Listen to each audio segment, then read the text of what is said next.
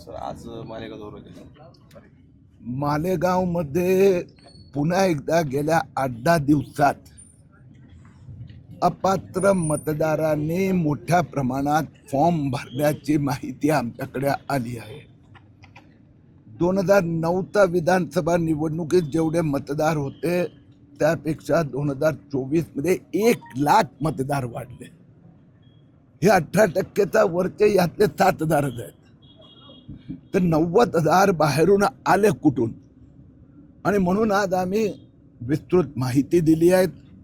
आमची माहिती अशी आहे की गेल्या 10 दिवसात काही राजकीय पक्षांनी लोकांना फॉर्म भरायला लावले, त्यांच्याकडे काही पुरावे नव्हते आणि म्हणून आम्ही आज निवडणूक अधिकाऱ्यांना अधिकृतरित्या तक्रार सांगितली आहे की हे गेल्या 10 दिवसात आलेले फॉर्म हे कडक पद्धतीने तपासायला हवे आणि त्याचबरोबर फॉल्स डिक्लेरेशन म्हणजे खोटी जर आपण फॉर्म भरतो जी माहिती देतो हे निवडणूक आयोगाची फसवणूक करतो, त्याचा सगळ्या ज्यांनी खोटी माहिती दिली आहेत यांच्यावर कारवाई झाली पाहिजे.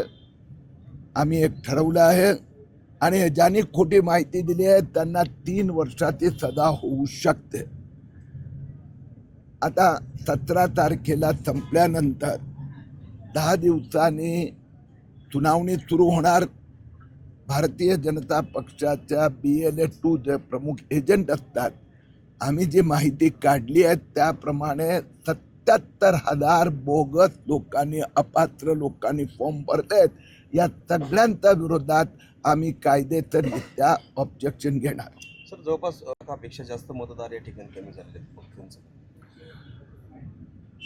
एक सायन्स सांगतो आपल्याला की ते ग्रामीण भाग असतं तिथलं डिलिशन 10% पेक्षा कमी असते. त्याचं कारण असं आहे की जे मृतांक आहे सगळ्या ठिकाणी महाराष्ट्रात हे 3± आहे. म्हणजे 2002 आता साधारणरित्या महाराष्ट्रातला सगळ्या 288 विधानसभेत 7,000 ते 10,500 11,000 पर्यंत मृत्यांक येतोय. त्याच्यामुळे ग्रामीण भागातनं जे डिलिशन होणार, जे शहरात जाणार तेवढे, तर त्यांची मतदार यादी सुदृढ असणार. दुसरीकडे ज्यांनी दोन्हीकडे नावं ठेवलेली आहेत हे मोठ्या प्रमाणात कट होणार आहे. मोठ्या प्रमाणात मुख्य जे SIRचा परिणाम हे शहरी भागात होत असते आणि ते दिसते. नाशिकमध्ये मला काळजी वाटते. नाशिक शहरातल्या 2 विधानसभा मतदारसंघ हो म्हणजे सीमाताई हिरे आणि राहुल ढिकले इथे मोठ्या प्रमाणात फॉर्म भरून आलेले नाही.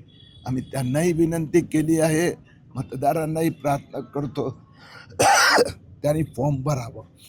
मग नाशिकमध्ये देखील असे जे आकडेवारी तुम्ही सांगितले मालेगाव सेंटरची बाहेरून मतदान आणले गेले, नाशिकमध्ये असं असेल.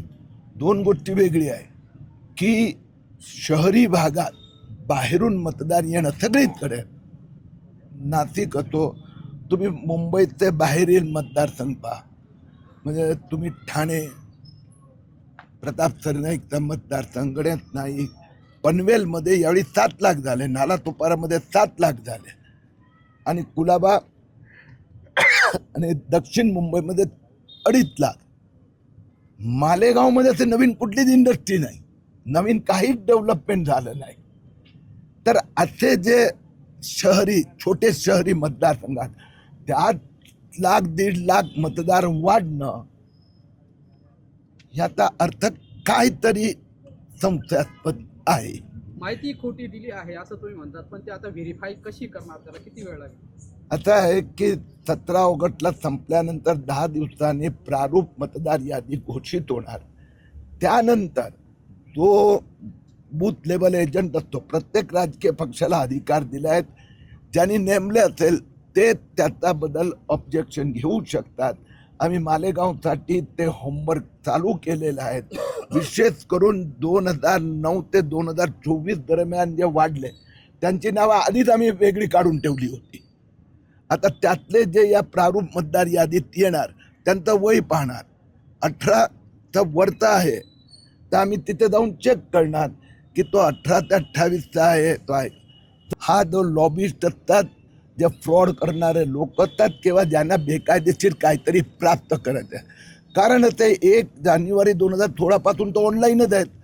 आता 10 वर्षात जी मुलं जन्माला आली आहेत त्यांचे ते काही तक्रारच नाही आहे. म्हणजे तक्रार करणारा 56 वर्षाचा असेल किंवा 67 वर्षाचा, 46 वर्षाचा असेल तर आपण सामान्यरित्या विचार करायचा की तो म्हणतोय माझं नाव किरीट नाईक कलीम आहे, तर तसं कसं करून देता येणार.